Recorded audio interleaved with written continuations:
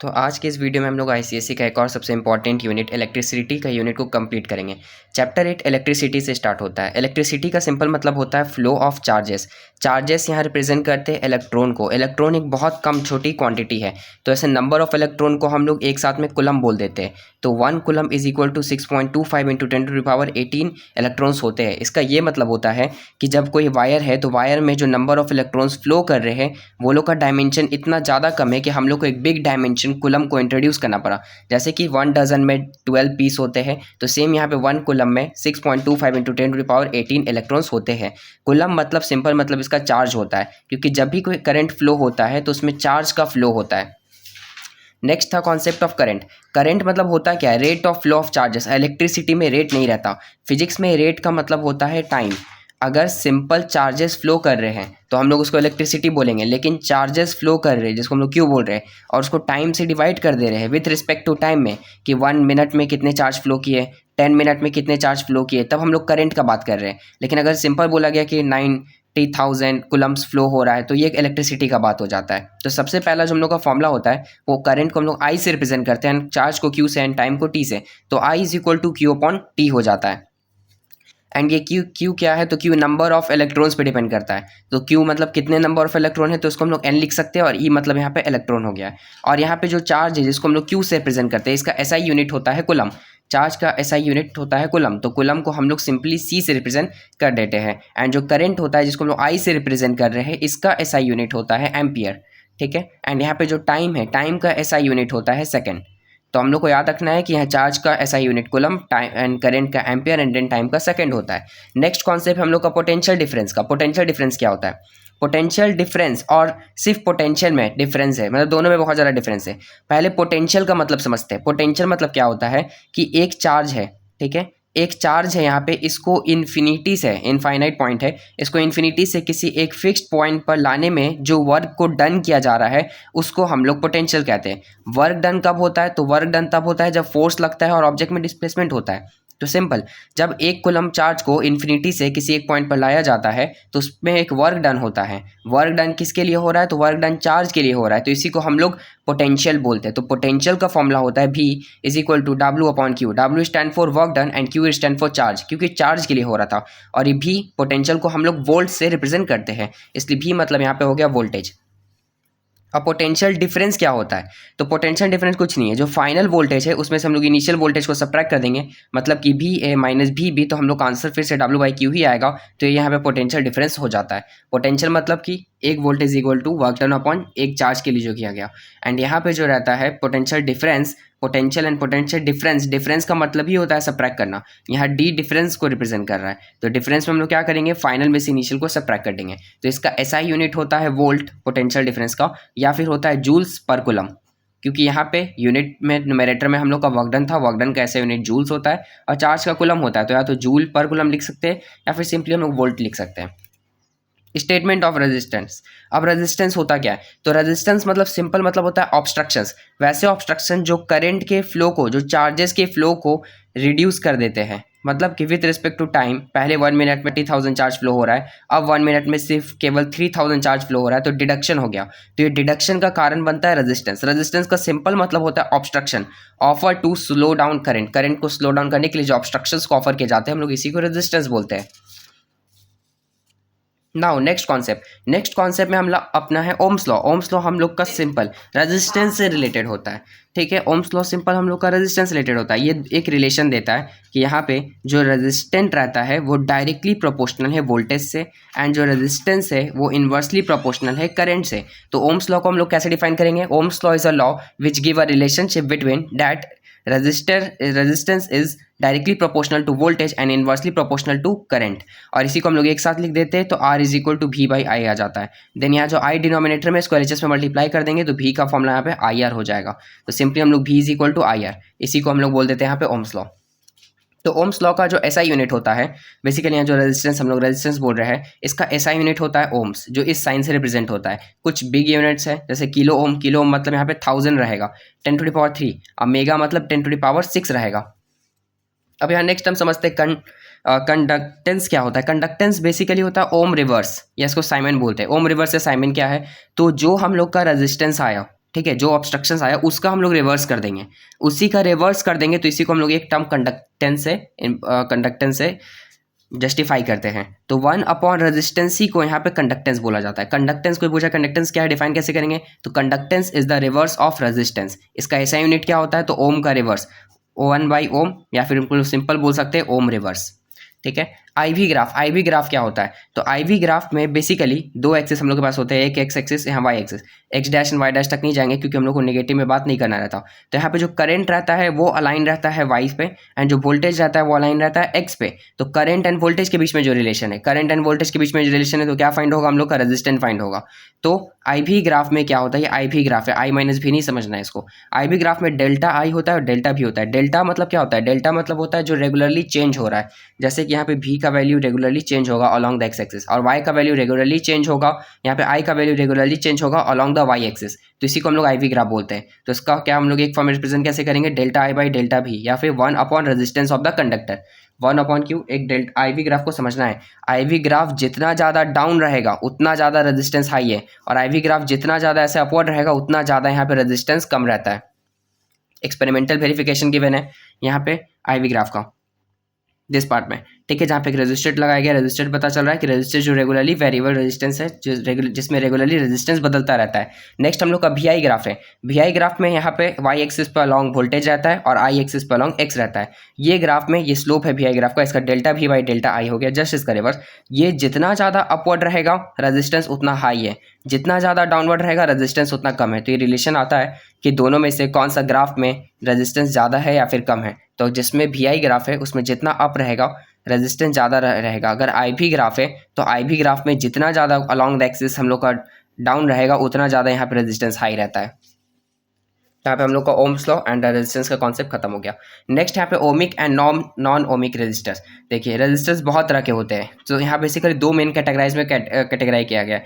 पहला है ohmic and दूसरा है नॉन ओमिक। ओमिक मतलब जो ओम्स लॉ को फॉलो करता है। ओम्स लॉ सिंपल बोलता है कि करंट जो है हम लोग का यहाँ पे वोल्टेज के डायरेक्टली प्रोपोर्शनल होगा, रजिस्टर वोल्टेज के डायरेक्टली प्रोपोर्शनल होगा, रजिस्टर करंट के इन्वर्सली प्रोपोर्शनल होगा। तो जब सब चीज़ को जो फॉलो करता है हम लोग उसको बोलते हैं ओमिक रजिस्टर। जो ये सब चीज़ को फॉलो नहीं करता उसको नॉन ओमिक रजिस्टर बोलते हैं। ठीक है, तो ये जैसे यहाँ पे कॉपर हो गया, सिल्वर हो गया, आयरन हो गया, तो ये सब के जो रजिस्टर होते हैं सब ओम्स लॉ को फॉलो करते हैं। एंड कुछ और यहाँ पे रजिस्टर जैसे एलईडी हो गया, एलईडी, ट्रांजिस्टर, सोलर्स, ये सब में जो लगाया जाता है रजिस्टर्स, ये ओम्स लॉ को फॉलो नहीं करते, तो ये नॉन ओमिक हो गया। तो डिफरेंस बस इतना पूछा था ओमिक है नॉन ओमिक को डिफाइन करने के लिए। सिंपली डिफाइन करना है, ohmic means follow the Ohm's law, non ohmic means does not follow the Ohm's law. Next है factor affecting the resistors of a conductor.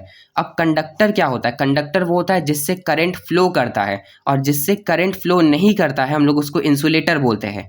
ठीक है, जैसे इंसुलेटर में पेन हो गया, हम लोग का पेन से करंट फ्लो करता है, नहीं करता है। नॉन मेटल्स हो गए, ये सब इंसुलेटर है। कंडक्टर में जितने भी मैक्सिमम समझ के चलिए तो मेटल्स हो गए, कुछ यहाँ पे एक्सेप्शंस को इग्नोर कर रहे हैं, मैक्सिमम मेटल हो गए, वो सब कंडक्टर है।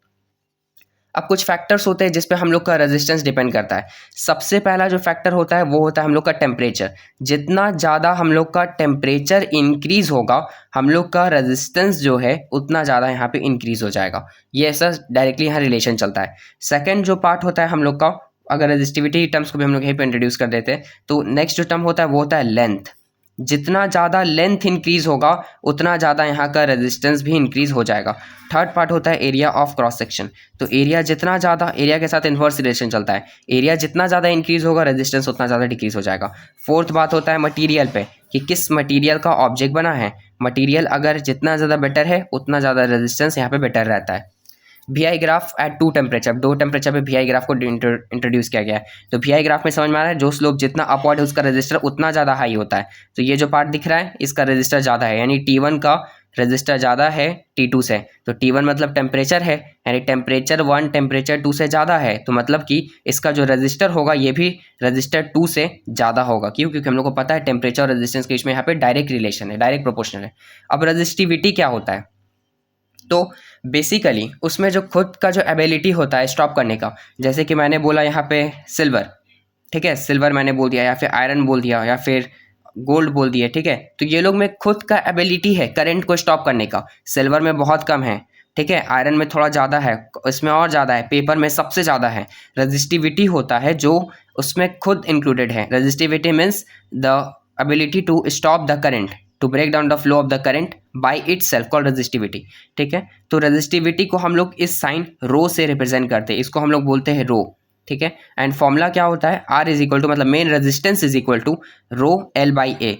सिंपली जो हमने यहाँ 4 फैक्टर्स बोला था इसी पे डिपेंड करता है। तो जो रेजिस्टिविटी भी रहता है, रेजिस्टिविटी भी कुछ फैक्टर्स पे यहाँ पे डिपेंड करता है। तो रेजिस्टिविटी क्या होता है, जो किसी मटेरियल में पहले से इंक्लूडेड है। ठीक है, कंडक्टिविटी क्या होता है, तो जस्ट रेजिस्टिविटी का उल्टा। रेजिस्टिविटी यानी इसका 1 बाय रेजिस्टिविटी कर देंगे, 1 बाय रो कर देंगे, तो ये हम लोग का कंडक्टिविटी हो जाएगा। बस रेजिस्टिविटी को फिर से बता देते हैं, किसी ऑब्जेक्ट में किसी मटेरियल में उतना एबिलिटी जिससे वो खुद से करंट को स्टॉप कर पाए उसको हम लोग रेजिस्टिविटी बोलते हैं।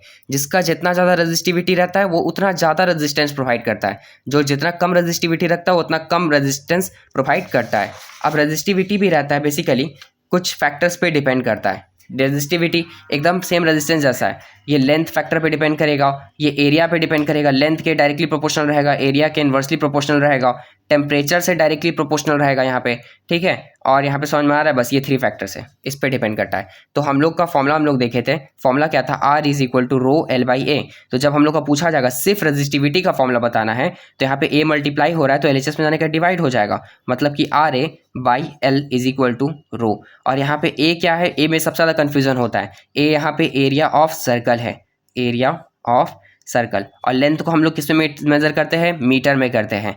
ठीक है, एरिया का क्या होता है, तो एरिया का हम लोग समझ में आ रहा है मीटर स्क्वायर हो जाता है यूनिट। रेजिस्टेंस का क्या होता है, ओम होता है। तो हम लोग अब रेजिस्टिविटी का ऐसा यूनिट भी ड्राइव कर सकते हैं, यानी कि ओम मीटर स्क्वायर बाय मीटर। तो 1 मीटर से 1 मीटर कट गया यहाँ पे, तो रेजिस्टिविटी का ऐसा यूनिट हो गया ओम मीटर। ठीक है, तो अगर एग्जाम्स में क्वेश्चन आते हैं जिसमें ये सेंटीमीटर में कन्वर्टेड है या मिलीमीटर में कन्वर्टेड है, इसको मीटर में पहले कन्वर्ट करके ही इसका रेजिस्टिविटी को कैलकुलेट करना है। नेक्स्ट है चॉइस ऑफ मटेरियल वायर, कि हम लोग कैसा चॉइस रखते हैं। तो सबसे कम जो रेजिस्टिविटी होता है वो होता है सिल्वर का, सिल्वर के बाद जो कम होता है कॉपर का। तो हम लोग मैक्सिमम सिल्वर या कॉपर को सिलेक्ट करते हैं। सबसे कम जो होता ही नहीं है बेसिकली, जो इंसुलेटर जैसा वर्क करेगा, तो हम लोग का पेपर हो जाता है, पेपर हो गया, रबर हो गया। ठीक है, पेपर, रबर या ग्लास, ये सब का रेजिस्टिविटी बहुत हाई होता है। इसके कारण ये इंसुलेटर्स की तरह वर्क करते हैं, और सिल्वर, कॉपर ये सब कंडक्टर की तरह वर्क करते हैं। सुपर कंडक्टर, सुपर कंडक्टर क्या होता है, सुपर कंडक्टर वैसा कंडक्टर होता है जिसमें किसी भी तरह का रेजिस्टेंस अवेलेबल होता ही नहीं है। ठीक है, जैसे कि सिल्वर है, सिल्वर भी सुपर कंडक्टर में काउंट नहीं होगा। रीज़न क्या है, इसमें यहाँ पर जो पॉइंट है इसमें थोड़ा सा रेजिस्टिविटी एग्जिस्ट करता है। ठीक है, लेकिन सुपर कंडक्टर में रेजिस्टिविटी होता ही नहीं है। सुपर कंडक्टर को अचीव करने के लिए टेम्परेचर को हम लोग को कोल्ड टेम्परेचर मेंटेन करना पड़ता है। अप्रॉक्स वो टेम्परेचर रहता है 15 degree Celsius, cold temperature maintain करना पड़ता है, और ये एक स्पेसिफिक कंडीशन पर ही क्रिएट होता है सुपर कंडक्टर। बस सुपर कंडक्टर का इतना याद रखना है जिसमें थोड़ा सा रेजिस्टिविटी होता ही नहीं है। नेक्स्ट हम लोग का पार्ट जो सेक्शन बी स्टार्ट हो रहा है वो electromotive force, terminal voltage and internal resistance of a cell and combinations of resistors पर है। सबसे पहले समझते हैं पॉइंट में इलेक्ट्रोमोटिव फोर्स क्या होता है। इलेक्ट्रोमोटिव फोर्स जिसको हम लोग ईएमएफ ऑफ अ सेल बोलते हैं, ये ईएमएफ है क्या। तो ईएमएफ का बस बात को इतना समझना है कि अगर करंट में नहीं फ्लो हो रहा है, सिंपल समझना है, अगर करंट फ्लो नहीं हो रहा है उसके बाद भी किसी तरह का फोर्स जनरेट हो रहा है, तो हम लोग उसी फोर्स को ईएमएफ बोलते हैं। कैसे इसका एग्जांपल समझेंगे, तो हम लोग यहाँ पे ले लेंगे सिंपल एक बीकर, बीकर में हम लोग रख देंगे एक एसिड को जिसका नाम रहेगा सल्फ्यूरिक एसिड H2SO4, और एक पार्ट में हम लोग रखेंगे एनोड एंड दूसरा पार्ट में हम लोग रखेंगे कैथोड। ठीक है, ये केमिस्ट्री वाला थोड़ा सा कॉन्सेप्ट हो गया। Anode positive and cathode here is negative, और इसमें जो सॉल्यूशन रखेंगे वो हम लोग का कॉपर का होगा और जिंक का होगा। ठीक है, तो कॉपर एंड जिंक के जो बीच में यहाँ पे फोर्स ऑफ अट्रैक्शन क्रिएट हो रहा है बिना किसी करंट का फ्लो किए, बिना इलेक्ट्रोलिसिस किए। इलेक्ट्रोलिसिस हो नहीं रहा है, H2SO4 के कारण यहाँ पे फोर्स क्रिएट हो जा रहा है। तो बिना इलेक्ट्रोलिसिस के कारण जो फोर्स क्रिएट हो जा रहा है चार्जेस के बीच में, वर्क डन हो जा रहा है, तो इसी को हम लोग ईएमएफ बोलते हैं। ईएमएफ को हम लोग सिंपल इस साइन से रिप्रेजेंट करते हैं, जो थोड़ा ई जैसा दिखता है लेकिन ये कंप्लीटली ई नहीं है। और इसका फॉर्मूला क्या होता है, work done upon charge. Simple जो वोल्ट का फॉर्मूला था work done upon charge, same यहाँ पर भी, लेकिन यहाँ पर जो वोल्ट था वो करंट के टर्म्स में था, लेकिन यहाँ पे कोई करंट के टर्म्स में बात नहीं हो रहा है। बिना करंट के जो वर्क डन हो रहा है चार्ज पे, हम लोग उसी को ईएमएफ से रिप्रेजेंट कर रहे हैं। नेक्स्ट है terminal voltage of cell. Terminal voltage क्या है, ठीक है, तो टर्मिनल वोल्टेज मतलब अलॉन्ग, इसके अलॉन्ग इस जो हम लोग का बेसिकली जो स्ट्रक्चर था जहाँ पे हम लोग एनोड को रखे थे, कैथोड को रखे थे, अब वहाँ पे एक सर्किट ड्रॉ कर दिए, रजिस्टर क्रिएट कर दिए हैं। अब इसके अलॉन्ग एक वोल्टेज क्रिएट हो रहा है, सर्किट ड्रॉ कर दिए तो ऑफकोर्स ये बात है वोल्टेज का जनरेशन हो जाएगा, फोर्स का जनरेशन हो रहा है। तो यहाँ पे वोल्टेज का फॉर्मूला हो जाता है work done reverse by Q. Work done reverse क्यों हम लोग वर्क डन को रिवर्स क्यों किए, इसका रीज़न क्या है, यहाँ पे वर्क डन पहले हुआ था, ठीक है, वर्क डन यहाँ पे पहले हो रहा था एनी टाइम, मतलब पहले ही यहाँ पे चार्जेस के फ्लो एंड शेयरिंग हो गए थे, लेकिन बिना किसी करंट के हुआ था, ठीक है, किसी भी तरह का करंट जनरेट नहीं हुआ था। तो यहाँ पे जो वर्क डन है वो करंट को क्रिएट कर रहा है, करंट वर्क डन को नहीं क्रिएट कर रहा है, इसलिए हम लोग v is equal to W dash upon Q से रिप्रेजेंट करते हैं, डब्ल्यू डैश। ये तो पार्ट हम लोग का हो गया। द नेक्स्ट है relationship between EMF, terminal voltage and internal resistance. तो एक छोटा सा रिलेशनशिप है, जब टोटल रेजिस्टेंस का बात करेगा तो हम लोग कैपिटल और स्मॉल आर को जोड़ देंगे। स्मॉल आर क्या है, स्मॉल आर क्या है, तो उसका इंटरनल टर्मिनल का बेसिकली जो इस इंटरनल टर्मिनल में इंटरनल रेजिस्टेंस था, जैसे कि हम लोग वोल्टेज क्रिएट हुआ, करंट क्रिएट हुआ, तो यहाँ पे इस फिगर में हम लोग एक और चीज़ देखे थे, छोटा सा यहाँ पार्ट दिख रहा था रेजिस्टेंस का, तो इसको इंटरनल रेजिस्टेंस बोलेंगे। इंटरनल रेजिस्टेंस को हम लोग यहाँ पे स्मॉल आर से रिप्रेजेंट कर रहे हैं, capital R call external register, capital यहाँ पे एक्सटर्नल को रिप्रेजेंट कर रहा है, ठीक है, तो एक्सटर्नल इंटरनल दोनों को ऐड कर देंगे तो टोटल रेजिस्टेंस फाइंड हो जाएगा। और आई स्टैंड फॉर करंट, तो करंट का क्या फॉर्मूला होगा, EMF of cell divide by total resistance, EMF of cell divide by total resistance. EMF मतलब यहाँ पे हम लोग ई से रिप्रेजेंट किए, और इसी का हम लोग फॉर्मूला भी जस्ट देखिए क्या होता है, ई का formula work done upon charge होता है, बाय टोटल रेजिस्टेंस मतलब आर प्लस आर। सिंपल हम लोग देखें तो ओम्स लॉ में I equal to V by R था, बस यहाँ पे यही वी को यहाँ पे ई से रिप्रेजेंट कर दिया गया है, उतना ज़्यादा क्वेश्चन कॉम्प्लिकेटेड है ही नहीं। अब देखते V is equal to I R था, ठीक है, तो स्मॉल भी मतलब मिनी वोल्टेज का बात कर रहे हैं यहाँ पे, is equal to I, current तो सेम रहा लेकिन यहाँ पे रेजिस्टेंस स्मॉल हो गया। ईएमएफ ऑफ सेल क्या होता है, तो ईएमएफ ऑफ सेल कैसे फाइंड करेंगे, यहाँ पे डिवाइड हो रहा था, ठीक है, I is equal to formula में यहाँ पे I is equal to E by R plus R था, तो आर प्लस आर यहाँ डिवाइड हो रहा था, एलएचएस माने का मल्टीप्लाई हो गया, तो E is equal to I then bracket के अंदर capital R plus of small R, then small R, small means resistance, तो रेजिस्टेंस कैसे फाइंड करेंगे, वी बाई आई कर देंगे। वी बाई आई को कैसे फाइंड करेंगे, तो अगर स्मॉल भी नहीं पता है तो हम लोग का जो भी हम लोग का यहाँ पे ईएमएफ है, EMF in the sense electromotive force है, उससे हम लोग माइनस कर देंगे वोल्टेज को, बाय करंट से डिवाइड कर देंगे, और करंट का फॉर्मूला पता है वी बाई आर होता है, तो then E by V minus one, then यहाँ पे ब्रैकेट कंप्लीट आर। तो ये फॉर्मूला जो छोटे से बस इसको याद रखना है, उससे ज़्यादा इसका ज़्यादा इंपैक्ट नहीं पड़ता है। एग्जाम्स में ज़्यादातर जो क्वेश्चन रहते हैं वो इस टॉपिक से बेसिकली नहीं आते, बेसिकली इस टॉपिक से मेनली थ्योरी एंड फॉर्मूला का डेरिवेशंस नहीं, बस यहाँ पे एप्लीकेशंस आता है। Factors affecting internal resistance, internal resistance को कौन कौन से फैक्टर इफेक्ट करते हैं, तो यहाँ पे समझ में आ रहा था, दो यहाँ पे रॉड हम लोग का एनोड था, कैथोड था, तो अब इन्हीं दो टर्म्स की बात करेंगे। The surface area of electrodes, के इलेक्ट्रोड्स का सरफेस एरिया कितना है, इलेक्ट्रोड्स के बीच में डिस्टेंस कितना है, and the nature and concentration क्या है इलेक्ट्रोलाइट का, और टेम्परेचर कितना है, तो ये चार फैक्टर डिपेंड करते हैं। अब कॉम्बिनेशंस ऑफ रेजिस्टर्स, रेजिस्टर्स को हम लोग दो फॉर्म में कंबाइन करते हैं, फर्स्ट होता है सीरीज, सेकेंड होता है पैरेलल। सीरीज में इन द सेंस जो रजिस्टर है उसको कुछ इस फॉर्म में हम लोग ज्वाइन कर देते हैं, ये हम लोग का सीरीज हो जाता है। पैरेलल में क्या होता है, हम लोग इस फॉर्म में ज्वाइन कर देते हैं, जब भी कुछ ऐसा फिगर दिखेगा तो ये हम लोग का पैरेलल का केस हो जाता है, ठीक है। अब सीरीज में क्या होता है, सीरीज में कभी भी करंट चेंज नहीं होता है, इसमें जो करंट रहता है वो फिक्स रहता है, और पैरेलल में क्या होता है, तो पैरेलल में वोल्टेज फिक्स रहता है, जो वोल्टेज रहता है वो हम लोग का फिक्स रहता है। फॉर्मूला क्या होगा सीरीज का, R is equal to R1 plus R2 plus R3, simply हम लोग ऐड कर देते हैं और कुछ नहीं करते, बस यहाँ पैरेलल का थोड़ा सा इन्वर्स हो जाता है, 1/R is equal to 1/R1 plus 1/R2 plus 1/R3, यानी जब पैरेलल में रहेगा तो हम लोग कुछ ऐसे 1 करके ऐड करेंगे, देन जो लास्ट में आंसर आएगा उसको रिवर्स कर देंगे क्योंकि यहाँ 1/R है, ठीक है।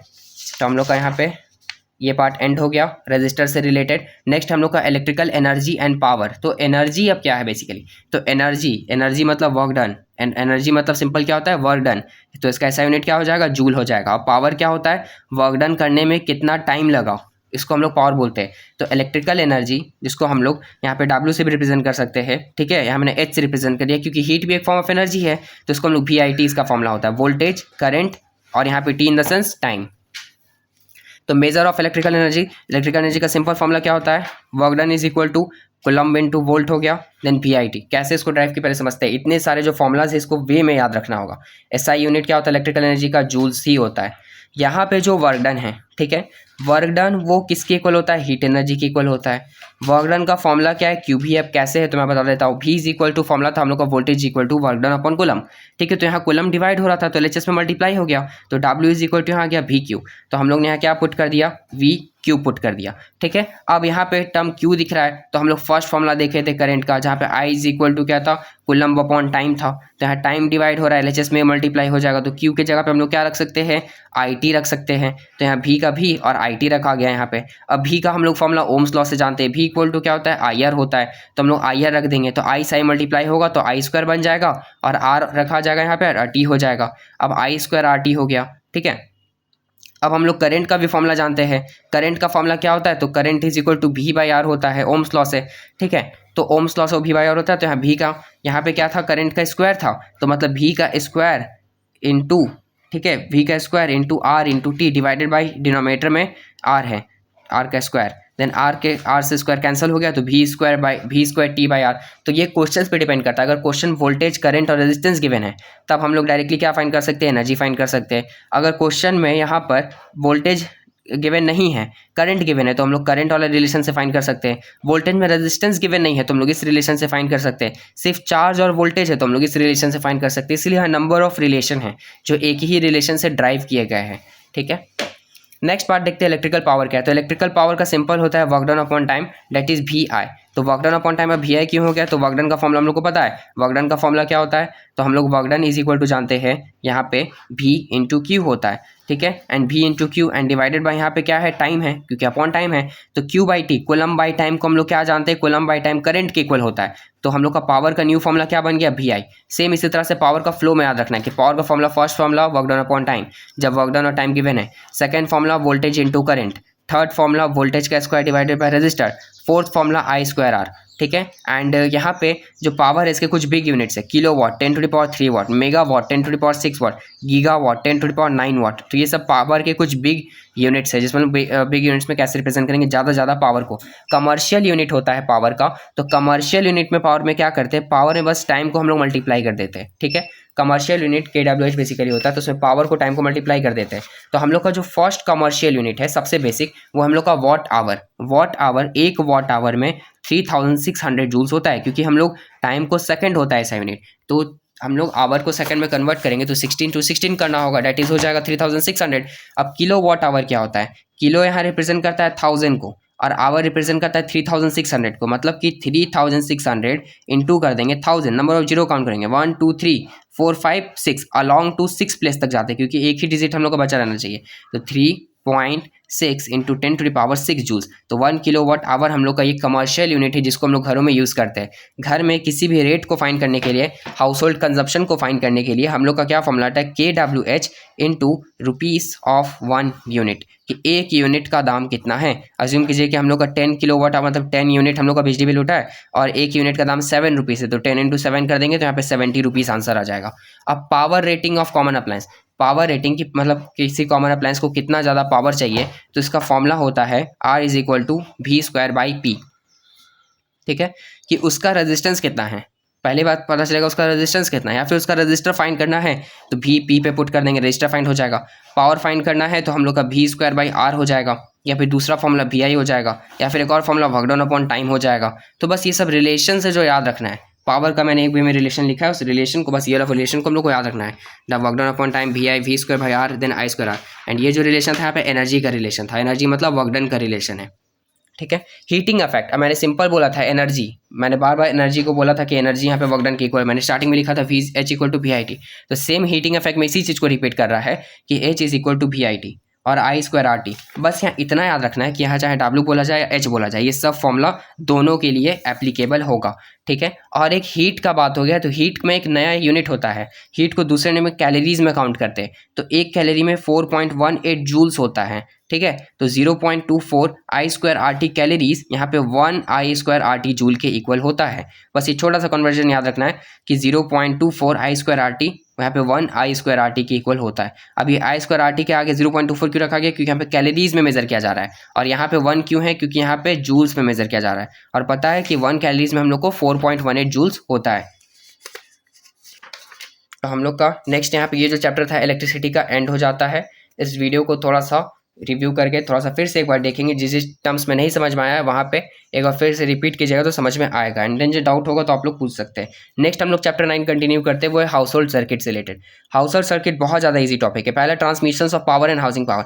हम लोग को पता है कि हम लोग के घर में जो भी करंट आते हैं वो जैसा ही बहुत देखा जाए तो ब्रेक डाउन होकर आता है, बीच में जो बहुत ज़्यादा लॉन्ग डिस्टेंस ट्रैवल करके आता है। हम लोग का जो भी मेन जो पावर ग्रिड रहता है वो बहुत ज़्यादा डिस्टेंस पर रहता है हम लोग के घरों से, तो जैसे हम लोग समझते हैं ये हम लोग का पावर ग्रिड है, पावर ग्रिड तो बहुत ज़्यादा डिस्टेंस पर है, तो इससे हम लोग के डायरेक्ट घरों में इलेक्ट्रिक करंट कैसे आएगा? तो पावर जनरेटर रहता है जहाँ पे जो मेन पावर इमर्ज होता है, जनरेट होता है, उसको फ्लो कराने के लिए हम लोग सबसे पहले जो चुनते हैं वो 11,000 किलो मतलब 11,000 वाट होता है, मतलब 11 किलो वोल्ट यहाँ पे हम लोग फ्लो करवाते हैं। 11 किलो वोल्ट क्यों फ्लो कराते हैं? क्योंकि अगर इससे ज़्यादा फ्लो होगा तो ज़्यादा से ज़्यादा पावर हीट एनर्जी में वेस्ट हो जाएगा।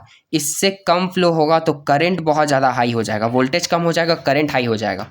ठीक है, तो हम लोग पावर को क्या करते हैं 11,000 किलो वोल्ट में हम लोग फ्लो करवाते हैं। और बीच में क्या रहता है? बीच में ग्रिड सब स्टेशन रहता है, फिर मेन सब स्टेशन, फिर इंटरमीडियरीज, फिर city sub station to consumer. इतने सारे सब स्टेशन क्यों हैं? क्योंकि बेसिकली जब ये 11 किलो वोल्ट आ रहा है हम लोग का पावर, 11 किलो वोल्ट जब आ रहा है पावर, तो 11 किलो वोल्ट से होता क्या है, बीच में बहुत सारा पावर एंड हो जाता है या फिर स्लो डाउन होकर रुक जाता है। तो पावर ये जो ग्रिड स्टेशन करते क्या है, यहाँ पे जैसे पावर आया तो ग्रिड स्टेशन सब पावर को कलेक्ट करेगा, ओवरऑल एक बार में रिलीज नहीं करेगा। जैसे ही डिफाइन हो गया कि हाँ अब यहाँ पे 32 किलो वाट तक एनर्जी हो गया, किलो जूल्स यहाँ पे क्रिएट हो गया है, तब ये आगे रिलीज कर देगा। फिर 32 बहुत डिस्टेंस तक ट्रैवल करेगा, फिर ये पार्ट कलेक्ट करने लगेगा, फिर ये आगे रिलीज कर देगा, फिर ये कलेक्ट करेगा, फिर आगे रिलीज हो जाएगा और फाइनली हम लोग के घरों तक पहुंचेगा। जब घरों तक पहुंचेगा तो यहाँ पे जो मेन जो हम लोग का ट्रांसमीटर रहेगा इसको ब्रेक डाउन करेगा। हम लोग का जो भी मेन यहाँ पे पावर मेन सा पावर स्टेशन रहता है, ब्रेक डाउन करने के बाद घरों के डिस्टेंस में भेज देगा। लेकिन जो लॉन्ग डिस्टेंस आता है उसको ऐसे ही लाया जाता है, एक पॉइंट पे रोक करके पूरे को कलेक्ट किया जाता है, फिर दूसरे पॉइंट पे मूव कराया जाता है, फिर थर्ड, फिर फोर्थ, इस फॉर्म में आता है। Power distribution to house, power में होता कैसे डिस्ट्रीब्यूशन में? तो हम लोग के पास 3 वायर्स होते हैं। फर्स्ट वायर को लाइव बोलते हैं, सेकंड को न्यूट्रल, थर्ड को अर्थ। लाइव वायर का दूसरा नाम फेज वायर भी होता है। न्यूट्रल को एन से रिप्रेजेंट करते हैं, अर्थ को ई से। Together connected at local sub station, ये तीनों लोकल सब स्टेशन पे कनेक्टेड रहते हैं।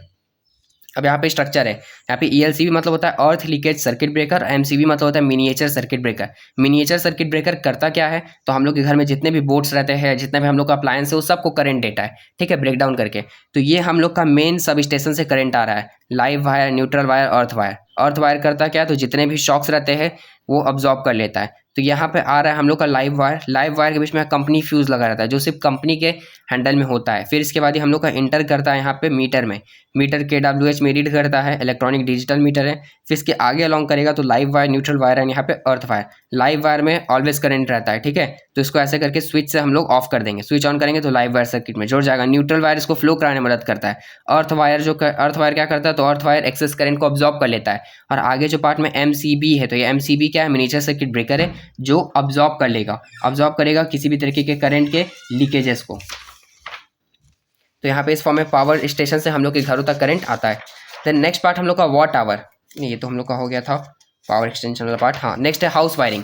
हाउस वायरिंग में जो सिस्टम होता है, बेसिकली इतना याद रखना है, हम लोग का जो हाउस वायरिंग रहता है वो रिंग सिस्टम चलता है। रिंग सिस्टम में क्या प्रेजेंट होता है? तो लाइव वायर प्रेजेंट होता है। रिंग सिस्टम ज़्यादा नहीं समझ में आ रहा है, टॉपिक कॉम्प्लिकेटेड लग रहा है, तो रिंग सिस्टम मतलब समझ के चलना है कि हम लोग का जो वायर रहता है थोड़ा सा पैरेलल डिजाइन से कनेक्ट रहता है, पैरेलल सर्किट टाइप का कनेक्ट रहता है। पैरेलल से क्या होता है? हर एक के पास में अलग अलग वोल्टेज डिस्ट्रीब्यूट होता है। Advantages of ring system, ring system के क्या एडवांटेज है? Current reach through separate wire, current हर एक के पास सेपरेट वायर से पहुंचेगा, एक वायर से नहीं पहुंचता है। Each appliance has a separate fuse, हर एक अप्लायंस का अपना सेपरेट फ्यूज होता है।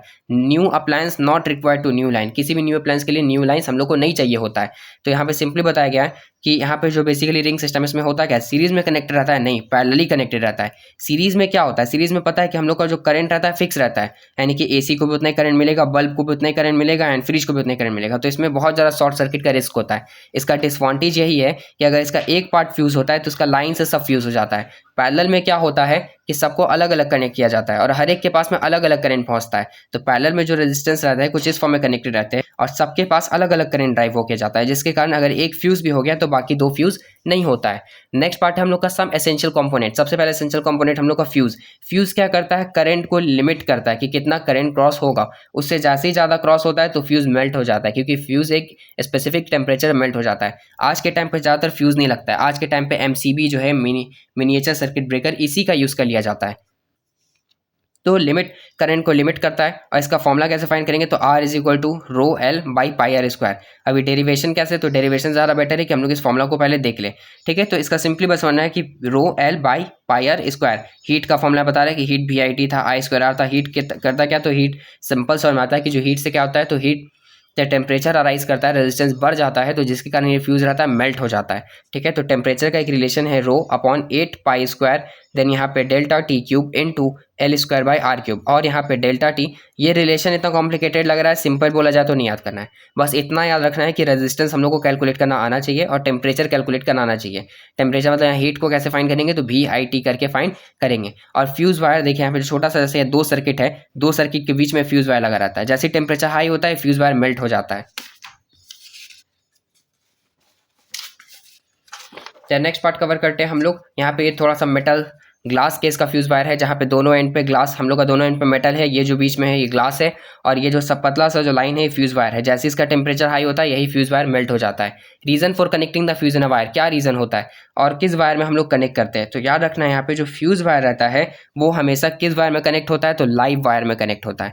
कभी भी न्यूट्रल या फिर इसमें अर्थ वायर में कनेक्ट नहीं होता, न्यूट्रल वायर में तो कभी क्रिएट नहीं होगा। इसका मेन रीजन क्या है, लाइव वायर से करंट आता है, न्यूट्रल वायर से फ्लो में हेल्प करता है। अगर लाइव वायर से हाई वोल्टेज करंट आएगा तो फ्यूज अगर वहाँ पे नहीं रहेगा तो डायरेक्टली किसी अप्लायंस को वेस्ट कर देगा, अप्लायंस बर्बाद हो जाएगा, फिर न्यूट्रल वायर से मेल्ट होकर कोई इंपैक्ट नहीं पड़ेगा। तो क्वेश्चन पूछा जाता है इससे कि लाइव वायर में ही यूज़ क्यों किया जाता है, क्योंकि लाइव वायर में ही करंट का फ्लो होता है। ये जो बीच में जो एस जैसा लग रहा है, रिवर्स एस जैसा, यही यहाँ पे फ्यूज है, ठीक है। Current rating of a fuse, current rating of a fuse मतलब करेंटिंग रेटिंग फ्यूज। सिंपल यहाँ पे करंट मतलब कितना कि कोई फ्यूज कितना लेवल पे फ्यूज हो, मतलब कितना लेवल तक उसका कैपेसिटी है, उसको कैसे फाइंड करते हैं, तो फाइंड करने के लिए total power of appliance in a circuit, total power find करते हैं जो भी अप्लायंस लगा है सर्किट में, divided by the voltage of the supply, कि कितना उसमें वोल्टेज का सप्लाई हो रहा है। आज के टाइम पे हम लोग MCBs का यूज़ करते हैं, miniature circuit breaker, in the place of fuse. Switches क्या होता है, स्विचेस सिंपल समझ में आ रहा है। स्विचेस 2 वायर है, बीच में स्विच ऐसे करके अलॉन्ग कर देगा, ये ओपन स्विच है एंड यहाँ पे एक क्लोज स्विच है, जिसको ऐसे भी करके इस फॉर्म से और ऐसे भी रिप्रेजेंट करते हैं, ठीक है। तो स्विच क्या करता है, तो बस करंट का flow end of and on करने का हेल्प करता है। इसको भी किससे कनेक्ट किया जाता है, तो लाइव वायर से, लाइव वायर से, क्योंकि करंट किस में आ रहा है, लाइव वायर में आ रहा है। सिंगल पोल स्विच में सिंगल स्विच रहेगा, बस इतना समझना है, सिंगल स्विच है, सिंगल स्विच है तो सिंगल वायर है तो किस में कनेक्ट होगा, लाइव वायर में। डबल पोल स्विच में नंबर ऑफ लाइव वायर्स कितने होते हैं, 2 होते हैं, इसलिए हमें नंबर ऑफ स्विचेस कितने हो जाते हैं, 2 हो जाते हैं, बस इतना याद रखना है। स्विच मतलब सिंपल जो घर का हम लोग प्लग रखते हैं ऑन ऑफ जिससे करते हैं, बस यहाँ पे यही स्विच का बात हो रहा है। Dual switch, staircase wiring, more than one switch. Dual switch मतलब यहाँ पे यही डुअल पोल वाला स्विच का कॉन्सेप्ट बता रहा है। डुअल स्विच मतलब एक से ज़्यादा स्विच, एक से ज़्यादा स्विच, एक से ज़्यादा स्विच। अब क्यों रहेगा यहाँ पे, रीज़न क्या है, क्योंकि यहाँ पे more than one live wire है, जितने ज़्यादा लाइव वायर होंगे उतने ज़्यादा स्विचेस होंगे, क्योंकि हम लोग लाइव वायर ही पे स्विचेस को ड्राइव करते हैं और रखते हैं।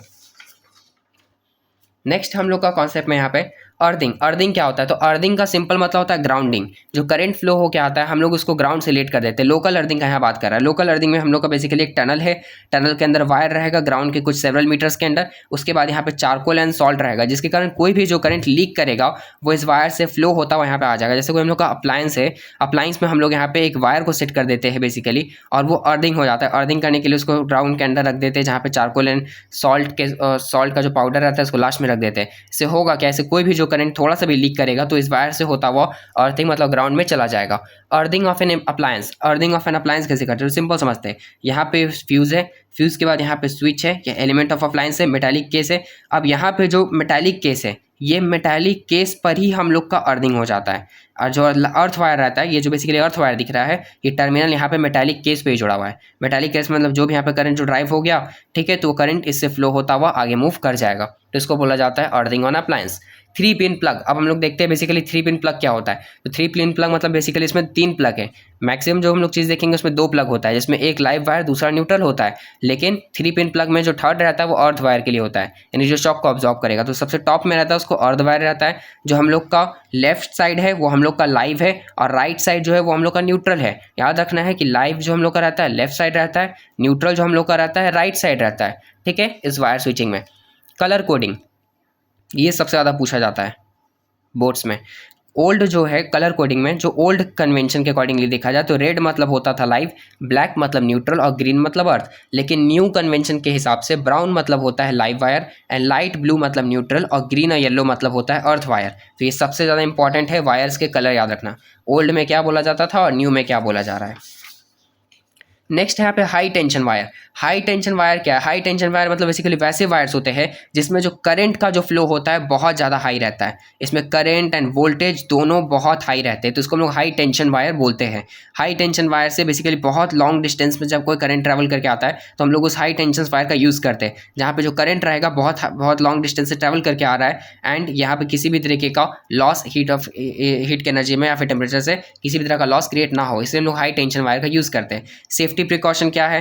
तो यहाँ पे सेफ्टी प्रिकॉशन रखना क्यों है? तो हाई टेंशन वायर से फायर कॉज होता है, इलेक्ट्रिक सॉकेट्स में आग लग जाता है, तो ये सब प्रॉब्लम होता है। तो इसमें सबसे इंपॉर्टेंट क्या है? सबसे इंपॉर्टेंट हम लोग को अर्थिंग करना चाहिए, उसके बाद हम लोग को फ्यूज़ का यूज़ करना चाहिए जिससे ज़्यादा टेम्परेचर होते हैं मेल्ट हो जाए। फ्यूज़ के जगह पे हम लोग MCB मिनिएचर सर्किट ब्रेकर का भी यूज़ कर सकते हैं। और हम लोग को क्या होना चाहिए? तो और हम लोग को यहाँ पे वोल्ट मीटर का यूज़ करना चाहिए जिसके कारण हम लोग वोल्ट को मेजरमेंट कर पाए। MM मीटर करंट मेजरमेंट का यूज़ करना चाहिए। तो बस यहाँ पे यही सब हम लोग के प्रिकॉशंस है। नेक्स्ट हम लोग का 10.11 का टॉपिक नहीं 9.11 हम लोग का एंड हो गया यहाँ पे। अब हम लोग का जो बेसिकली जो मेन जो 2 चैप्टर्स थे वो हम लोग के इस पार्ट में एंड हो जाते हैं, जिसमें हम लोग ने करंट का फ्लो को समझा एंड एक में यहाँ पे अर्थिंग से रिलेटेड एंड जो भी हम लोग के टर्म्स थे यहाँ पे सर्किट से रिलेटेड, अर्थिंग से related, earth wire, live wire, home circuit, ये सब को हमने समझा। ठीक है, नेक्स्ट जो हम लोग का चैप्टर स्टार्ट होता है उसको हम लोग बोलते हैं इलेक्ट्रोमैग्नेटिज्म। इलेक्ट्रोमैग्नेटिज्म होता क्या है? ठीक है, तो 10.1 मतलब पहला टॉपिक में ऑस्टर्ड experiment and the magnetic field of electric. ऑस्टर्ड ने मैग्नेटिक फील्ड में एक एक्सपेरिमेंट किया, उतना एक्सपेरिमेंट को हम लोग नहीं देखते, सिंपल समझते उन्होंने किया क्या। उन्होंने क्या देखा कि उनके पास एक मैग्नेटिक कंपास है जिसका एक हम लोग का साइड है नॉर्थ पोल एंड दूसरा साइड है वो हम लोग का south pole, north pole and south पोल।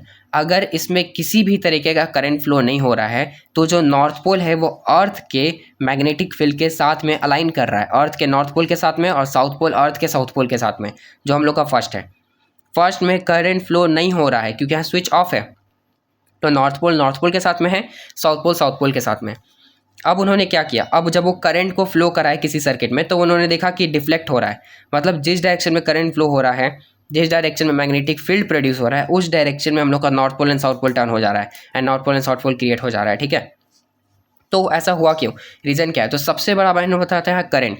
जब करंट फ्लो होता है उस लेवल पे हमेशा एक मैग्नेटिक फील्ड लाइंस क्रिएट हो जाती हैं। ठीक है, तो ये मैग्नेट उसी फील्ड लाइंस पे अलोंग कर जाता है, उसी फील्ड लाइंस के अलोंग डिफ्लेक्ट करता है, नॉर्थ पोल को मेंटेन करता है एंड साउथ पोल को मेंटेन करता है। तो इनके एक्सपेरिमेंट से पता चला कि जो करंट भी मैग्नेटिक फील्ड लाइंस को प्रोड्यूस करती है।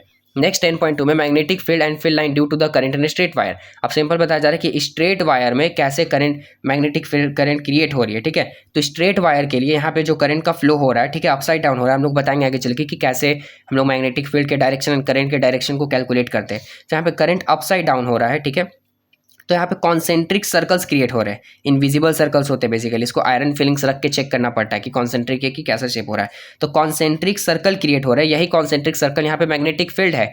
Next current reverse the pattern reverse. अगर करंट को उन्होंने रिवर्स कर देंगे, मतलब कि अभी यहाँ पे अप टू डाउन चल रहा है, डाउन टू अप चलेगा, तो ये जो पैटर्न्स है ये भी रिवर्स हो जाएगा। ऐसे पहले यहाँ पे एंटी क्लॉकवाइज रोटेट करेगा तो क्लॉकवाइज रोटेट करने लगेगा। करंट जितना ज़्यादा इंक्रीज होगा उतना ज़्यादा ये पैटर्न भी इंक्रीज हो जाएगा, मतलब जितना ज़्यादा हाई करंट रहेगा उतना ज़्यादा हम लोग का हाई मैग्नेटिक फील्ड रहेगा। मैग्नेटिक फील्ड को हम लोग यहाँ पे B सिंबल से रिप्रेजेंट करते हैं, तो जितना ज़्यादा करंट उतना ज़्यादा मैग्नेटिक फील्ड, ये भी बात को हम लोग का ध्यान देना है। Rules to find the direction of magnetic field. Magnetic field को फाइंड कैसे करते हैं? तो यहाँ पे राइट हैंड थंब रूल आता है। जैसे ये पेन है, ठीक है, ये पेन का एग्जांपल ले रहे हैं, ये पेन हम लोग का करंट का वायर है, पेन अपवर्ड है, तो हम लोग का जो करंट फ्लो रहा है अपवर्ड हो रहा है। ये जो हम लोग के 4 फिंगर्स है ये हम लोग के यहाँ पे रिप्रेजेंट कर रहे हैं फील्ड लाइंस को। क्या ये जो थंब है, ये थंब रिप्रेजेंट कर रहा है करंट को। करंट अगर अपवर्ड है तो ये फिंगर्स का जो रोटेशन है ये हम लोग का एंटी क्लॉकवाइज हो रहा है, अगर ये डाउनवर्ड रहेगा तो फिंगर का रोटेशन क्लॉकवाइज होगा। तो बस इसी को हम लोग बोलते हैं यहाँ पे due to the find of direction. कैसे हम लोग फाइंड कर सकते हैं? तो यहाँ पे राइट हैंड थंब रूल का यूज़ किया जाता है। राइट हैंड थंब रूल में हम लोग करंट वायर के अलॉन्ग अपना थंब को रखेंगे एंड अपने फिंगर्स को रोटेट करके देखेंगे। अगर करंट अपवर्ड है तो करंट का ये मैग्नेटिक फील्ड कैसा होगा? एंटी क्लॉकवाइज होगा। अगर करंट डाउनवर्ड है तो फील्ड लाइंस कैसा होगा? क्लॉकवाइज होगा। ये बातों को यहाँ पे थोड़ा सा ध्यान देना है, आगे लिखा हुआ नहीं है तो हम लोग यहाँ पे लिख देते हैं कि अगर जो करंट है, करंट हम लोग का अपवर्ड रहेगा, ठीक है, तो जो मैग्नेटिक फील्ड लाइंस क्रिएट होगा वो कैसा रहेगा? वो हम लोग का होगा एंटी क्लॉक। और अगर करंट जो है वो हम लोग का डाउनवर्ड रहेगा तो करंट कैसा क्रिएट होगा? तो जो करंट मैग्नेटिक फील्ड लाइंस जो क्रिएट होगा वो क्लॉकवाइज होगा। ठीक है, हम लोग का ये कॉन्सेप्ट है यहाँ पे। नेक्स्ट है magnetic field due to the current in a loop. अब पहला जो हम लोग का वायर था, पहला वायर था स्ट्रेट वायर था, इसलिए हम लोग ऐसे करके अलाइन करके ऐसे अलाइन करके चेक कर लिए। अब जो वायर है वो ऐसा सर्कल्ड वायर है। सर्कल्ड वायर में होता क्या है, इसके हर एक पॉइंट पर मैग्नेटिक फील्ड क्रिएट होती है, ठीक है, हर एक पॉइंट पर क्रिएट होता है, तो कुछ इस फॉर्म में क्रिएट होता चला जाएगा, ठीक है, एंड हर एक पॉइंट पे इसका मैग्नेटिक फील्ड क्रिएट होता है। तो हम लोग कुछ इसको इस फॉर्म से रिप्रेजेंट करते हैं कि एक सर्कुलर वायर है, इसके हर एक पॉइंट पर मैग्नेटिक फील्ड लाइंस क्रिएट हो रही हैं। Clockwise rule and anti clockwise rule, यहाँ पे सिंपल है, अगर ऐसा सिंबल है तो क्लॉकवाइज को दर्शाता है, ऐसा सिंबल है तो एंटी क्लॉकवाइज को दर्शाता है, शो करता है। इन अ सेंस सिंपल, ये मीटर से बेसिकली जो शो करते हैं कि इसमें करंट कैसा, मतलब मैग्नेटिक फील्ड कैसा है, क्लॉकवाइज है एंटी क्लॉकवाइज है। याद रखना है स्ट्रेट लाइन पर रहेगा तो हम लोग फ्लेमिंग बोल राइट हैंड रूल से हम लोग फाइंड कर सकते हैं। एंड मैग्नेटिक फील्ड अगर सर्कुलर रूप में फाइंड करना रहेगा तो सर्कुलर लूप में हर एक पॉइंट के लिए फाइंड किया जाता है। से इस पॉइंट पे अपवर्ड जा रहा है तो इस पॉइंट पे मूवमेंट यहाँ पे होगा एंटी क्लॉकवाइज, इस पॉइंट पे करंट डाउनवर्ड जा रहा है तो इस पॉइंट पे यहाँ पे होगा बेसिकली कैसा होगा, एंटी क्लॉकवाइज होगा। इस पॉइंट पे एंटी क्लॉकवाइज होगा, इस पॉइंट पे क्लॉकवाइज होगा, तो इसके हर एक पॉइंट के लिए हम लोग को फाइंड करना पड़ता है। नेक्स्ट है magnetic field due to the current carrying cylindrical coil solenoid. अब यहाँ पे ये सिलेंड्रिकल कॉइल है, मतलब यहाँ पे जो मेटल का वायर है सिलेंड्रिकल कॉइल बन गया, इसको हम लोग सोलिनॉइड बोल रहे हैं। थोड़ा सा रजिस्टर जैसा दिख रहा है लेकिन रजिस्टर समझना नहीं। ये कैसा वर्क करता है, ये एकदम बार मैग्नेट जैसा फॉलो करता है। बार मैग्नेट या स्ट्रेट एकदम कंडक्टर में क्या हो रहा था, एक पोल नॉर्थ था एक पोल साउथ था, कुछ इस फॉर्म में इमर्ज हो रहे थे करंट, ठीक है, जिसमें हम लोग लेफ्ट राइट करके फाइंड किए। तो सेम यहाँ सोलिनॉइड में भी होता है, इसका एक जो पार्ट रहता है पूरा नॉर्थ पोल की तरह करता है और दूसरा साउथ पोल की तरह। जो हमेशा जो वेव्स रहती हैं वो नॉर्थ पोल से ओरिजिनेट करती हैं, साउथ पोल में जाके मर्ज होती हैं। तो कुछ आप पॉइंट्स याद रखना है, ऑलवेज जो वेव रहेगा इसको हम लोग मैग्नेटिक फील्ड जिसको बी से रिप्रेजेंट कर रहे हैं वो ऑलवेज नॉर्थ से निकलेगा एंड साउथ पे मर्ज हो जाएगा। सेकेंड पार्ट, ये कभी भी इंटरसेक्ट नहीं करेगा, नंबर ऑफ वेव इसमें बहुत ज़्यादा है तो कभी भी आपस में इंटरसेक्ट नहीं करते हैं। थर्ड पार्ट, ये लोग कॉन्सेंट्रिक सर्कल बनाते हैं, यानी कि सर्कल के अंडर सर्कल, कभी भी एक सर्कल दूसरा सर्कल को टच या हिट नहीं करेगा। जितना ज़्यादा करंट उतना ज़्यादा यहाँ पे कॉन्सेंट्रिक सर्कल बन जाएगा। अब यहाँ दो तरह के मैग्नेट है, इलेक्ट्रोमैग्नेट। इलेक्ट्रो वर्ड क्यों है, इलेक्ट्रो का वर्ड यहाँ पे इसलिए बोला गया कि जब करंट फ्लो होगा, जब करंट फ्लो होगा तब तक ये लोग मैग्नेट रहेंगे, करंट फ्लो नहीं होगा तो कोई ये लोग मैग्नेट नहीं रहेंगे। तो इलेक्ट्रोमैग्नेट हिसाब से दो हिसाब से बांटा जाता है, पहला आई शेप दूसरा यू शेप। आई शेप हम लोग का बार मैग्नेट जैसा फॉलो करता है कि यहाँ पे नॉर्थ पोल से ओरिजिनेट होगा, साउथ पोल में मर्ज कर जाएगा, फिर यहाँ पे क्या होगा, कॉन्सेंट्रिक सर्कल जैसा क्रिएट होगा, इंटरलैप नहीं करेगा। और दूसरा होता है हॉर्स शू मैग्नेट जिसको हम लोग यू शेप बोलते हैं, ठीक है। तो इलेक्ट्रोमैग्नेट में बहुत ध्यान देना है कि करंट का, यहाँ पे करंट फ्लो करेगा तो ये लोग मैग्नेट है, करंट फ्लो नहीं करेगा तो ये लोग मैग्नेट नहीं है, ठीक है, दैट्स कॉल्ड इलेक्ट्रोमैग्नेट। एंड यहाँ पे नेक्स्ट है Faraday's law of electromagnetic inductions. अब फैराडेज का लॉ क्या है इलेक्ट्रोमैग्नेटिक इंडक्शन से रिलेटेड, इसको देखते हैं। 10.6 था लेकिन अभी वेट, थोड़ा सा पेजेस पहुँच हो गए हैं, 13, 14, 10.6। हाँ, नेक्स्ट हम लोग को पहले ये वाला पार्ट को समझना है, परमानेंट मैग्नेट वाला, क्योंकि यूनिट से हम लोग आगे आ गए थे। इलेक्ट्रोमैग्नेट डायरेक्ट फैराडेज इंडक्शन पे चले गए थे, बिना इंडक्शन को समझे हुए कि इंडक्शन होता क्या है। तो नेक्स्ट टॉपिक 10.7 में क्या है, परमानेंट मैग्नेट। परमानेंट मैग्नेट क्या होता है, परमानेंट मैग्नेट वैसे मैग्नेट होते हैं जो नेचुरली अकर करते हैं। नेचुरली कैसे अकर करेंगे, तो किसी एक आयरन ओर पे कोई बहुत हाई वोल्टेज करंट गिर जाएगा तो वो परमानेंट मैग्नेट बन जाएगा। परमानेंट मैग्नेट बहुत बेसिकली कमजोर पावर का रहता है, ठीक है, इसका यूज़ गैल्वेनोमीटर एमएमीटर में यूज़ किया जाता है। वैसे मैग्नेट जो रेगुलर एकदम करंट रेगुलर एकदम मैग्नेटिक फील्ड्स क्रिएट रखते हैं एंड रेगुलर मतलब परमानेंट होते हैं, ऐसा नहीं होगा कि एक टाइम के बाद ये लोग खत्म हो जाएंगे, ठीक है, तो उसको हम लोग परमानेंट मैग्नेट बोलते हैं। परमानेंट मैग्नेट नेचुरली आते हैं। परमानेंट मैग्नेट का कोई फिक्स शेप या साइज नहीं होता, इसको हम लोग को फिक्स शेप या साइज के बेसिस पे हम लोग मैग्नेट को क्रिएट नहीं कर सकते परमानेंट मैग्नेट को, ठीक है। इलेक्ट्रोमैग्नेट जो हम लोग ने पढ़ा वो इलेक्ट्रिसिटी टाइम, जब इलेक्ट्रिसिटी फ्लो हो रहा है तो मैग्नेट है, इलेक्ट्रिसिटी फ्लो नहीं हो रहा है तो मैग्नेट नहीं है, वो हम लोग हर एक शेप साइज के लिए क्रिएट कर सकते हैं। परमानेंट मैग्नेट सिर्फ नेचर क्रिएट करता है और नेचुरल होता है, और इसका जो बेसिकली पावर रहता है मैग्नेटिक फील्ड लाइंस रहता है इलेक्ट्रोमैग्नेट के कंपैरिजन में बहुत कम रहता है, इसलिए इसका यूज़ गैल्वेनोमीटर एमएमीटर या टीवी जैसे इलेक्ट्रॉनिक डिवाइस, रिमोट्स, ये सब में किया जाता है। नेक्स्ट है comparison of electromagnet with permanent magnet. तो क्या कंपैरिजन है इलेक्ट्रोमैग्नेट एंड परमानेंट मैग्नेट में, हम लोग इसको सिंपली लिख सकते हैं, ये कैसा है तो ये नेचुरली अकर करता है, ठीक है, नेचुरली। और ये कब होता है तो ये फ्लो ऑफ करंट पे डिपेंड करता है, फ्लो ऑफ करंट, जब करंट फ्लो होगा तब ये इलेक्ट्रोमैग्नेट होगा वरना नहीं होगा। सेकंड पॉइंट का क्या है कि इसका जो फील्ड लाइंस है मैग्नेटिक फील्ड लाइंस, जिसको हम लोग डायरेक्टली बी से रिप्रेजेंट कर रहे हैं, जो बी लाइंस है फील्ड लाइंस है वो बेसिकली इसमें रहता है लेस, और इसमें जो बी लाइंस रहते हैं मतलब फेस लाइंस ये रहता है इसमें हाई, ठीक है। और इसका जो मैग्नेटिक फील्ड रहता है जिसको हम लोग बी से रिप्रेजेंट करते हैं वो होता है फिक्स, वो कभी चेंज नहीं होगा। थर्ड पार्ट में इसका जो बी रहता है वो होता है अनफिक्स इलेक्ट्रोमैग्नेटिक, क्योंकि जितना ज़्यादा करंट उतना ज़्यादा मैग्नेटिक फील्ड, जितना कम करंट उतना कम मैग्नेटिक फील्ड। एंड यहाँ पे फिक्स क्यों है, क्योंकि इलेक्ट्रोमैग्नेट ये परमानेंट मैग्नेट नेचर से प्रोड्यूस होता है, इसलिए इसका डिफाइन रहता है कि इतना ही इसका इलेक्ट्रोमैग्नेटिक फील्ड है। Next advantages of electromagnet and permanent magnet. कुछ एडवांटेजेस का बात करेंगे तो इलेक्ट्रोमैग्नेट क्या है, तो इलेक्ट्रोमैग्नेट हम लोग को हाई फील्ड लाइन्स प्रोवाइड कर सकता है, हाई मैग्नेटिक फील्ड लाइन्स यहाँ वर्ड अच्छे से लिख देना है। सेकेंड पार्ट में परमानेंट मैग्नेट क्या करेगा, तो परमानेंट मैग्नेट हम लोग को वोल्ट मीटर एंड एमामीटर जैसे इंस्ट्रूमेंट में यूज़ आएगा, क्योंकि ये रेगुलर है, ये एक रेगुलर कॉन्स्टेंट पे यूज़ हो रहा है। इसका यूज़ हम लोग लेस एनर्जी के लिए कर सकते हैं, बस बहुत कम एनर्जी चाहिए क्योंकि इससे बहुत कम मैग्नेटिक फील्ड लाइंस ड्राइव हो रहे हैं। इसका यूज़ हम लोग हाई एनर्जी के लिए कर सकते हैं, ठीक है। एंड इस पर हम लोग ज़्यादातर रिलाई कर सकते हैं, रिलाई मतलब इन द सेंस ज़्यादातर डिपेंडेंसी रख सकते हैं, क्योंकि इसमें जो करंट डायरेक्टली प्रोपोर्शनल होता है फील्ड लाइंस के, इसमें रहता है, इसमें जो फील्ड लाइंस रहता है वो बेसिकली फिक्स रहता है, कोई इंक्रीज या डिक्रीज नहीं होता है। यूजेस ऑफ इलेक्ट्रोमैग्नेट, अब सिर्फ इलेक्ट्रोमैग्नेट का यूजेस लिखा है, तो ये यूजेस बहुत सारे यूजेस पता है हम लोग को कि फील्ड लाइंस इसका ज़्यादा होता है। कहाँ कहाँ इसको यूज़ करेंगे, तो इसका मेन यूज़ है बहुत बिग स्पेस पे, ऐसे कि ट्रांसफार्मर हो गया, ठीक है, मोटर हो गया, ऑल्टरनेट करंट, डायरेक्ट करंट से सब आगे देखेंगे हम लोग, लेकिन मोटर हो गया, ट्रांसफार्मर हो गया, या फिर समझ के चल रहे हैं तो इन्वर्टर हो गया, जो एकदम थोड़े से लार्ज स्केल पे काम हो रहा है, तो वहाँ पे इसका यूज़ किया जाता है, ठीक है। इन्वर्टर, जनरेटर, ये सब में use of electromagnet as a bell, electromagnet को बेल के फॉर्म में, तो ये बहुत ईजी है। जो स्कूल में इलेक्ट्रिक बेल रहता है वो भी इलेक्ट्रोमैग्नेट के कॉन्सेप्ट पे चलता है। ये होता क्या बेसिकली, ये जो हॉर्स शू टाइप का दिख रहा है हॉर्स शू मैग्नेट, ये कोई परमानेंट मैग्नेट नहीं है, ये सिर्फ एक ऐसा शेप है, और इसके अलॉन्ग ऐसे करके क्वाइल्स है। ये क्वाइल्स क्या है, करंट के वायर से, इसमें जैसे करंट फ्लो होगा तो ये क्या होगा, ये जो हॉर्स शू रहेगा ये मैग्नेट में कन्वर्ट हो जाएगा। जैसे ही मैग्नेट में कन्वर्ट होगा ये अपने अलॉन्ग इस आयरन को अट्रैक्ट करेगा, तो ये जो हैमर है इस गोंग को हिट करेगा, और फिर ये ऑफ हो जाएगा, तो आपस से डिफ्लेक्ट कर जाएगा, फिर अट्रैक्ट करेगा, फिर हिट एंड फिर डिफ्लेक्ट, तो हिट एंड डिफ्लेक्ट रेगुलर चलता रहेगा। तो इससे हम लोग का इलेक्ट्रिक बेल वर्क करेगा। तो इलेक्ट्रिक बेल का सबसे छोटा कॉन्सेप्ट यही है इलेक्ट्रोमैग्नेट का, कि इलेक्ट्रोमैग्नेट करता क्या है, तो सिंपल एक डिवाइस है जो करंट के फ्लो होने से मैग्नेट में कन्वर्ट हो जाता है और अट्रैक्ट करता है, देन रिपल्स करता है, तो हिट हो गया इस बेल का, देन यहाँ पे बेल वर्क करेगा। तो ये हम लोग का इलेक्ट्रोमैग्नेट का छोटा सा कॉन्सेप्ट हो गया। नेक्स्ट है force on current carrying conductor, कि अब करंट कैरिंग कंडक्टर हम लोग फोर्स को कैसे कैलकुलेट करते हैं, ठीक है। तो इतना याद रखना है बेसिकली हम लोग को कि जो फोर्स रहता है वो डायरेक्टली प्रोपोर्शनल होता है यहाँ पे करंट के। हम लोग यहीं पे देखिए कि ये जो था इस हैमर को अट्रैक्ट कर रहा था, जो इसको हिट कर दे रहा था, तो कितना फोर्स अट्रैक्ट करेगा, ठीक है। ये सब क्वेश्चन आएगा तो कैसे फाइंड करेंगे, तो इसलिए आगे जो नेक्स्ट कॉन्सेप्ट है force on a current carrying conductor है, ठीक है। Force on a current carrying magnetic field, ये सब, तो फोर्स डायरेक्टली प्रोपोर्शनल होता है करंट के, इन और डायरेक्टली प्रोपोर्शनल होता है मैग्नेटिक फील्ड के, और डायरेक्टली प्रोपोर्शनल होता है लेंथ के, directly proportional to current, magnetic field and length. तो हम लोग फोर्स का क्या फॉर्मूला समझ गए, force is equal to I B L, I stand for current, B stand for magnetic field, L stand for length.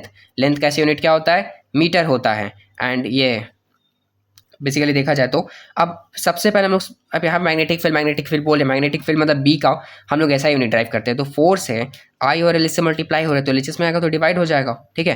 Force का unit क्या होता है, न्यूटन होता है, और यहाँ पे करंट का क्या होता है, एम्पियर होता है, लेंथ का क्या होता है, मीटर होता है, तो इसका न्यूटन पर एम्पियर मीटर, तो newton ampere inverse metre inverse बोल सकते हैं, या फिर न्यूटन पर एम्पियर मीटर यहाँ पे मतलब यहाँ पे मैग्नेटिक फील्ड का यहाँ ऐसा यूनिट हो गया।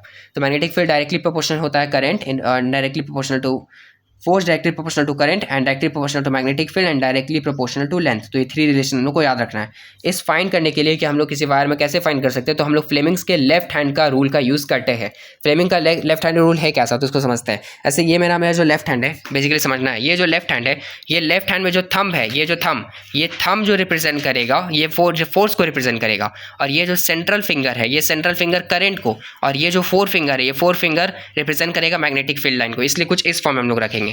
अगर करंट यहाँ पे देखा जाए तो ये जो करंट है, ये जो सेंट्रल फिंगर करंट को, करंट अगर हम लोग का राइट साइड है तो किस डायरेक्शन में फोर्स लगेगा, अपवर्ड लगेगा। मैग्नेटिक फील्ड लाइंस कैसा है, फ्रंट की ओर है, और अगर करंट ऐसे डाउनवर्ड रहेगा तो हम लोग का जो थंब है वो राइट साइड हो गया, मतलब कि मोशन है जो यहाँ पे है, फोर्स का जो मोशन हो रहा है वो राइट साइड लगेगा, और ये जो फोर फिंगर है बेसिकली ये किस तरफ चल गया, अब आगे की तरफ चल गया, फ्रॉम अगेंस्ट जस्ट चला गया, ठीक है। तो इस बात को यहाँ पे ध्यान देना है। कुछ इस फॉर्म से हम लोग फाइंड करते हैं।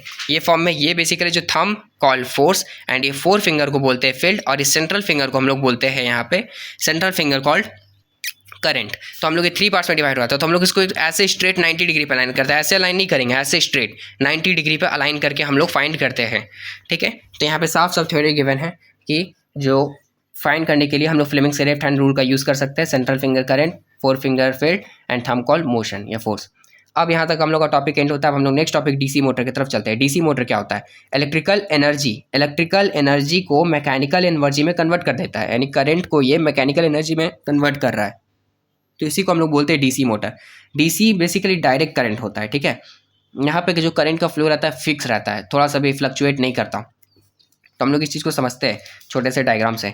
ये पॉइंट ए है, ये पॉइंट बी है, ये जो बेसिकली मैग्नेट है, ये हॉर्सशू मैग्नेट है, और ये एक्सेल है, यहाँ पे हम लोग का वायर है, देन यहाँ पे रजिस्टर है, यहाँ बैटरी है एंड ये रजिस्टर्ड है एंड यहाँ पे स्विच है। अब यहाँ पे जब करंट फ्लो करेगा तो ऑफकोर्स सी बात है मैग्नेटिक फील्ड से मैग्नेटिक फील्ड लाइंस क्रिएट होगा, तो इलेक्ट्रिकल एनर्जी से मैकेनिकल एनर्जी में कन्वर्ट करेगा और ये एक्सेल रोटेट करेगा। तो एक्सेल का रोटेशन हो रहा है तो हम लोग का यहीं पे क्रिएट हो जाता है डीसी मोटर। डीसी मोटर का सिर्फ इतना एप्लीकेशन है कि वो इलेक्ट्रिकल एनर्जी को मैकेनिकल एनर्जी में कन्वर्ट करता है। ये हम लोग का पार्ट एंड हो गया। नेक्स्ट हम लोग अब देखते हैं basically Faraday's law of electromagnetic induction.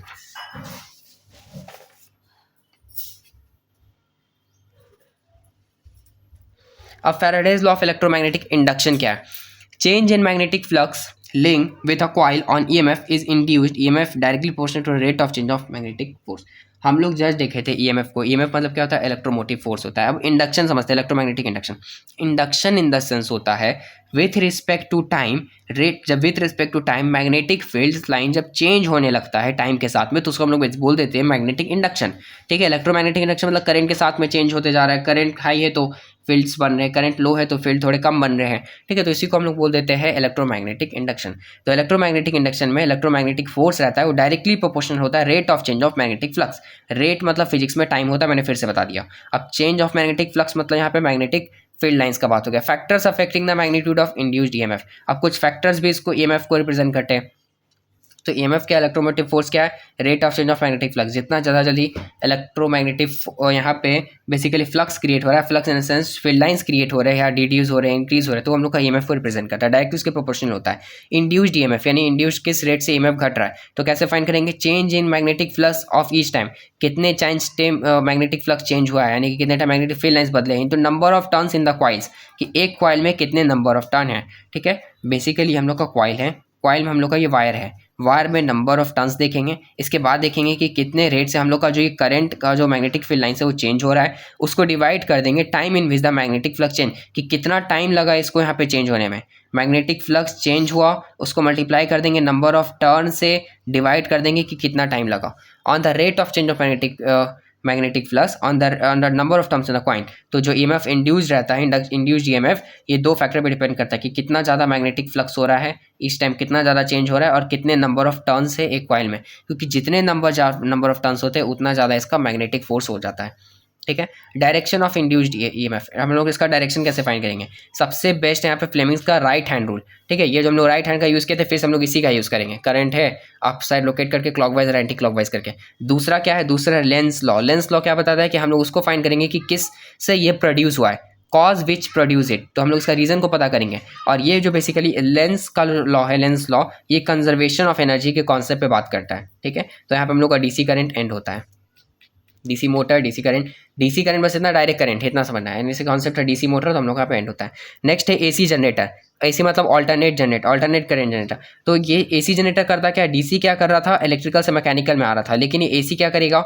Mechanical को इलेक्ट्रिकल में कन्वर्ट करेगा। ठीक है, इसलिए हम लोग इसमें फ्रीक्वेंसी फाइंड करते हैं। इसमें फ्रीक्वेंसी का फॉर्मूला होता है E=E0 sin 2π/N/t, या I=I0 sin 2π/N/t। अब ये दोनों फॉर्मूला क्या है? दोनों फॉर्मूला में जो E और I है वो रिप्रेजेंट कर रहा है मैक्स वैल्यू ऑफ करंट, कि करंट का मैक्सिमम वैल्यू कितना हो सकता है। ये जो साइन है 2π/N/t, यानी 2π/N/t, ये साइन 2π/N/t रिप्रेजेंट कर रहा है कि ये साइन के वैल्यू से, ट्रिग्नोमेट्रिक फंक्शन साइन के वैल्यू से इंक्रीज हो रहा है 2πn तक का।